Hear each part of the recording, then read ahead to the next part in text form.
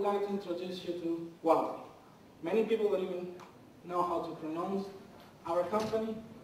Maybe you know it's from China, and we are now a very large provider in the telecom industry, more than 16 billion this year. And please, as you can see in this graph, we have almost 80% of our contract sales outside our domestic market. So clearly, we are a company that is looking international and wants to sell and work all around the world. Now, this work is done with major operators. And in here, after this slide, I will talk on two cases that we have here in Romania. Of course, we're looking at BT, 21st Century, Telefonica, China Mobile, Telecom Italia, America Mobile. But you can see with all these operators, we're putting right solution in place to deliver key solutions and enhance this service view in the society. Particularly, for example, one case is with Vodafone, where we have a very large cooperation in several fields. And for example, here in Romania, Utrecht, so when you're accessing the HSPA, Huawei equipment, 2G, 3G, core network is also served by Huawei. The same with Orange, where we are helping Orange to expand in their markets and offer new value proposition, particularly here with UMTS HSPA services as CRB. So clearly, we are one of the large vendors in this industry, so I'm glad to introduce you to our company, introduce our success. Our vision is of a wireless broadband. Clearly, I'm sure all of you have your handset now. Luckily, you put it on mute, so you can participate in this conference without being bothered. But this will continue, and we think that evolution will come sooner than most people expected, probably from 2010. More powerful services I were presented before, more powerful devices will enable this move toward wireless broadband, where you will have the capability in the wireless that you can see now from your fixed broadband connection.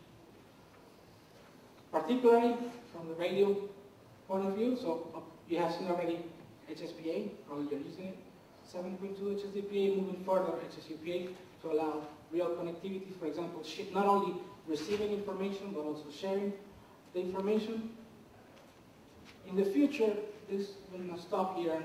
Clearly, we're putting the right, not just us, but the industry, in order to move towards higher broadband, 100 megabits, moving further, 1 gigabits. How is this going to be realized? Of course, improving the technology, improving the networks, will come later, what is this network evolution, but also by using the radio spectrum resources more efficiently. We want to do gaming, TV, create a richer services, a richer entertainment. In order to do that, we must ensure user experience. There is nothing more frustrating than trying to access a network and not have coverage. And you want to check your email or see at the TV, and it doesn't work.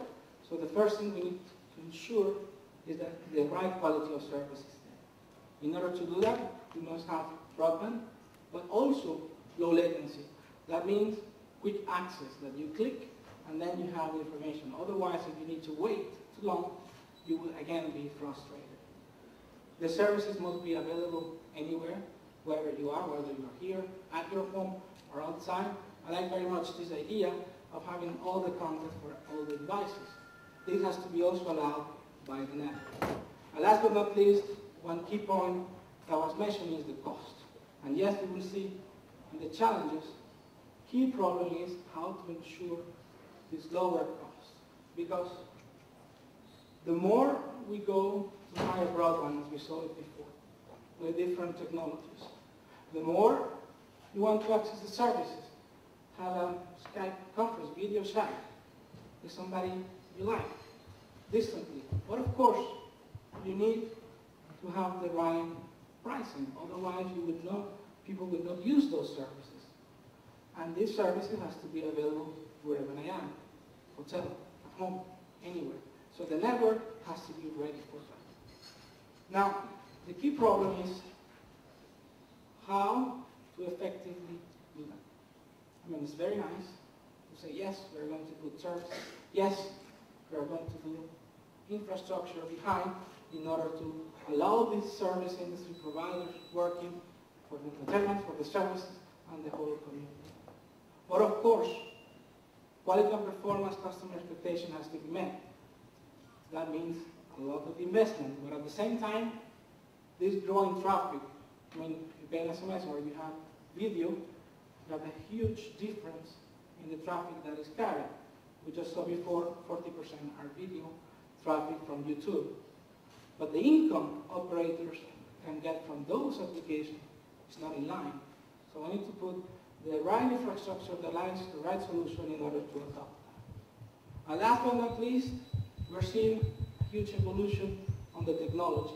So now, how to make sure that we use the right standard and the right cost structure in order to effectively provide the service. In our view, or up to now, how does operators deploy? They have one network for the core, and then they have different access.